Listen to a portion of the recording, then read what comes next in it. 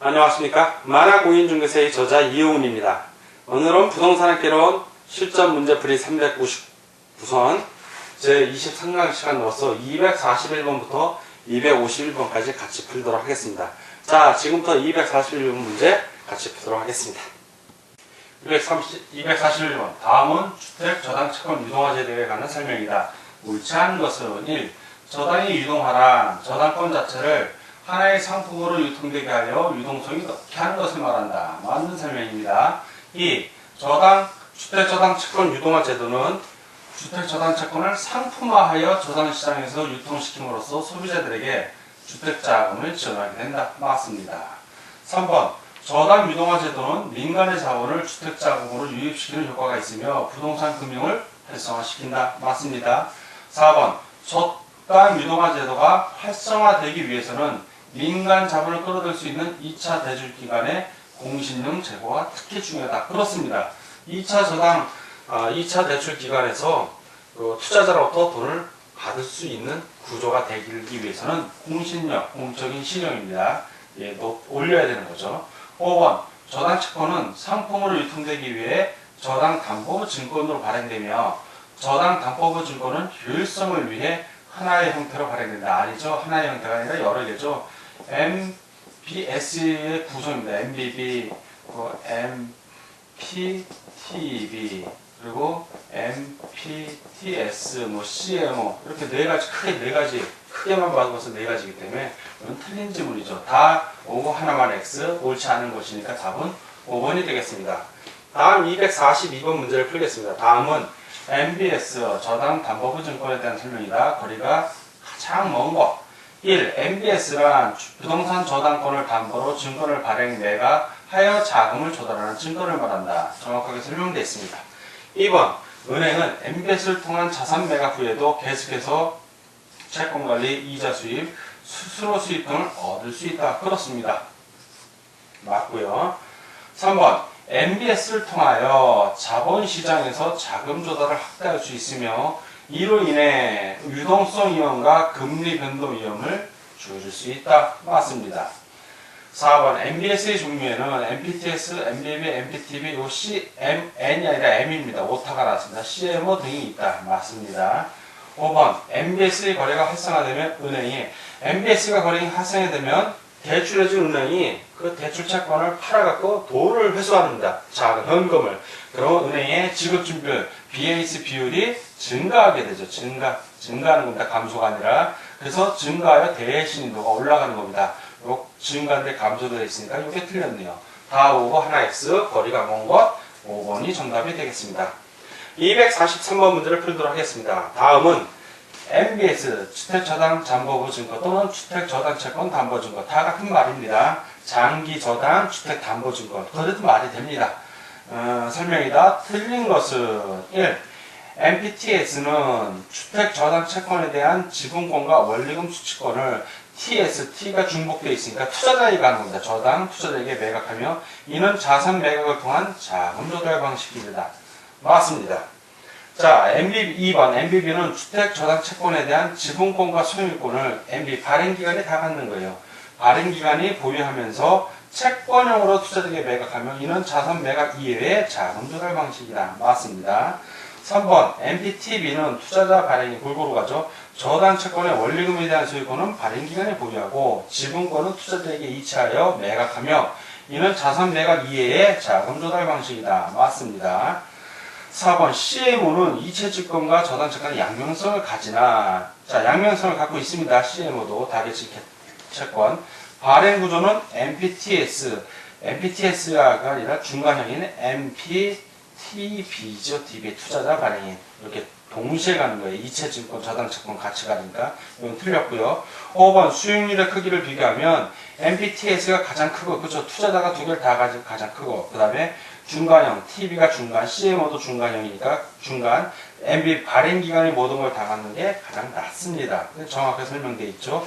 다 오고 4만 X. 자, 틀린 걸 고르니까 243번은 정답이 4번이 되겠습니다. 다음 244번 문제를 풀도록 하겠습니다. 244번. 다음은 MPTS에 대한 것은, 문장이 빠졌네요.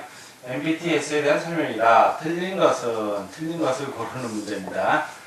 1. 주택 저당 채권의 집합을 증권 형태로 전환하여 투자자에게 매각하여 자금을 조달하는 방식이다. 맞습니다. MBTS는 투자자가 소유권 갖고 원리금 수준의 두 개 다 투자자가 갖는 겁니다. 이거는 이 발행 기간이 채무자에게서 수령하는 상환액과 투자자에게 지불하는 이체액의 현금 흐름은 동일하다. 맞습니다. 3. 저당 채권의 소유권은 발행 기간이 같고 원리금 수준은 투자자가 보유한 형태이다. 아니죠. 투자자가 중복되어 있으니까 T가 다 갖는 겁니다. 투자자가 다 가져요. 이거 아니네요. 자, 이거 틀렸고. 4. 주택 저당 채권액과 MBTS의 발행액은 거의 같으면 수익률은 MB보다 높죠. 당연히 높습니다. 5. 조기 상환의 위험은 발행 기간으로부터 투자자에게 이전된다. 그렇죠. 왜냐하면 투자자가 다 갖고 있기 때문에 그렇습니다. 맞고요. 다 오고 하나 X 틀린 걸 고르니까 3번이 답이 되겠습니다. 245번. 다음은 MBB에 대한 설명이다. 틀린 것은 자, MBB는 발행 기간이 두 개를 다 갖는 겁니다. 1. MBB는 발행 기간이 주당 채권에 대한 소유권과 원리금 수취권을 보유하면서 채권을 투자자에게 매각하는 방식이다. 맞습니다. 2. 저당 채권 투자자에게는 발행 기간의 조기 상환에 대하여 방어하는 콜 방어가 인정된다. 그렇죠. MBB가 다 갖고 있으니까 말이 됩니다. 발행 기간에 다 갖고 있기 때문에. 3. MBB는 발행 기간의 모든 비용을 부담하므로 수익률이 MBTS에 비해 낮다.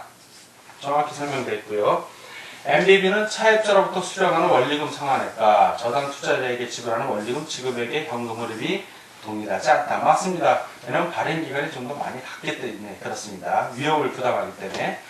5. MBB는 조기 상위 위험이 발행 기간이 가져요. 투자자에게 가지 않는다. 다 발행 기간이기 때문에 투자자에게로 이전된다. 이전되지 않는데 이전된다고 했으니까 틀렸죠. X.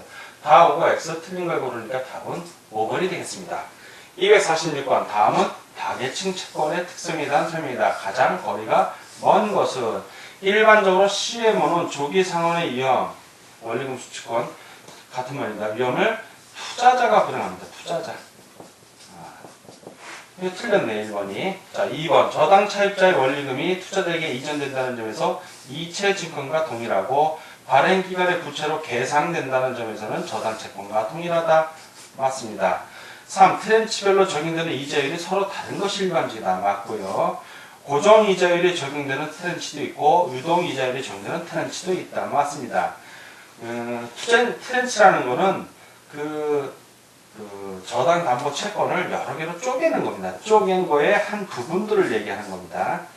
자, 5번. 장기 투자들이 원하는 콜 방어를 실현시킬 수 있다. 장기 투자자 같은 경우에는 콜 방어 실현시킬 수도 있고 어떤 경우는 못할 수도 있지만 대부분 장기 투자들은 콜 방어할 수 있습니다. 맞습니다. 다 오고 하나만 X. 그래서 246번 거리가 먼 것은 1번이 답이 되겠습니다.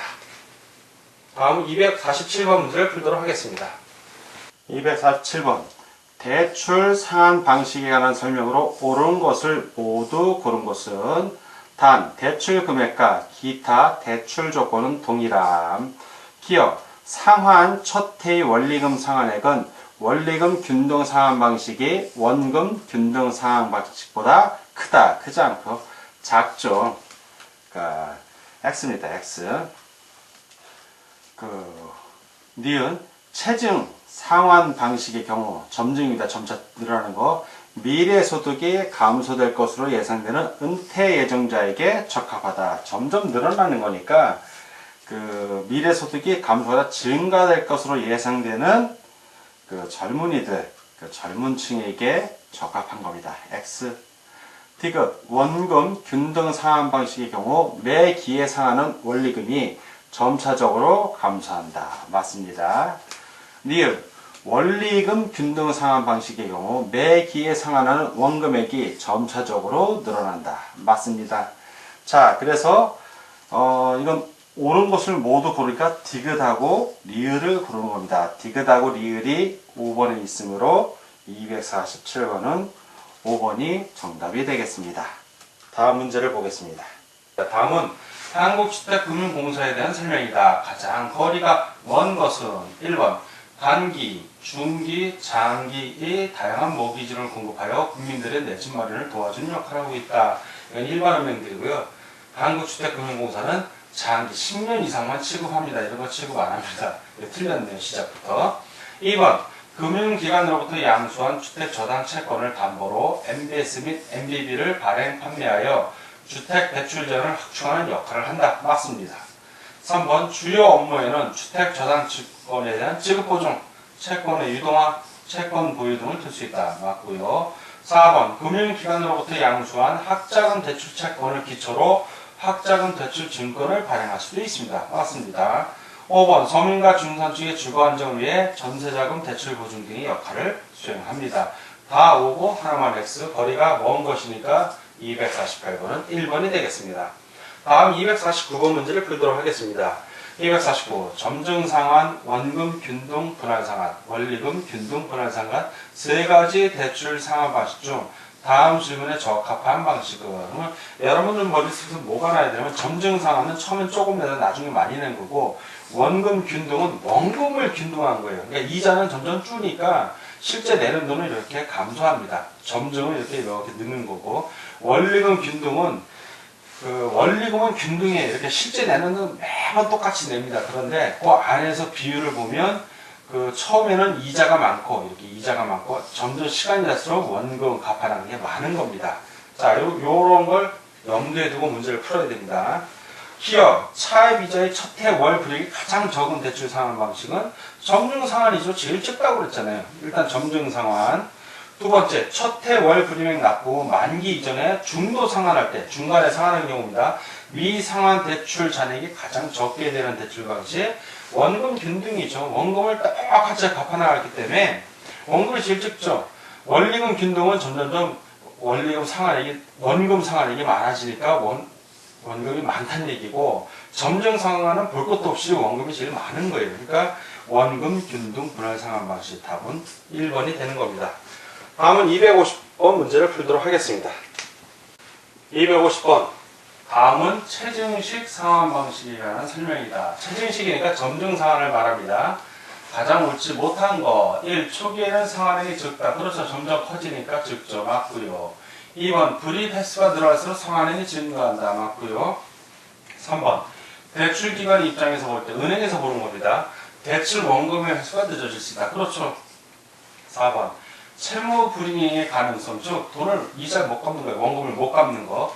이자율이 다른 대출 상보다 높은 편이다. 그렇습니다. 좀 높은 편이고. 5. 소득이 젊은 층들에게는 유리하죠. 왜? 소득이 없으니까 적은 젊은 층들은 불리하다가 아니라 유리하답니다. 틀렸네요. 다 O, 하나 X, 옳지 못한 거니까 250번은 5번이 정답이 됩니다. 자, 251번을 보겠습니다. 다음은 저당 상환에 대한 설명이다. 거리가 먼 것은 1. 가격 수준 조정 저당은 인플레 발생 시 이자율을 조정하는 것이 아니라 융자 잔액을 조정하므로 융자 잔액이 원금보다 오히려 커질 수 있다. 맞습니다. 두 번째, 저당 이자율이 현재 내가 은행에 대출 받은 그 이자율을 말하고 시장 이자율, 지금 시중의 이자율을 말합니다. 작으면 내가 시중의 이자율보다 내 이자율이 낮아. 그러면 조기 상환할 필요가 없는 겁니다. 융자 잔액을 조기 상환하는 현상이 발생한다. 아니죠. 시장 이자율이 낮을 때 발생하는 겁니다. 발생하지 않습니다. 틀렸고요. 3. 고정금리 방식은 금리가 고정되어 있으므로 인플레 위험을 대출기관 은행이 부담합니다. 맞고요. 변동금리 방식은 금리가 변함으로 인플레 위험을 차입자 돈 빌린 사람이 부담한다. 맞고요. 5. 원리금 균등 분할 방식은 원리금은 원금과 이자입니다. 대출 기간 전체에 걸쳐서 균등하게 상환하는 방식이다. 맞는 얘기네요. 다 오고 하나 X 거리가 먼 것이니까 251번의 정답은 2번이 되겠습니다. 오늘도 문제 푸시라고 수고하셨습니다. 오늘은 부동산학개론 문제풀이 23강으로서 241번까지 251번까지 같이 풀어봤습니다. 자, 문제 푸느라고 수고하셨고 다음 시간에 뵙도록 하겠습니다. 감사합니다.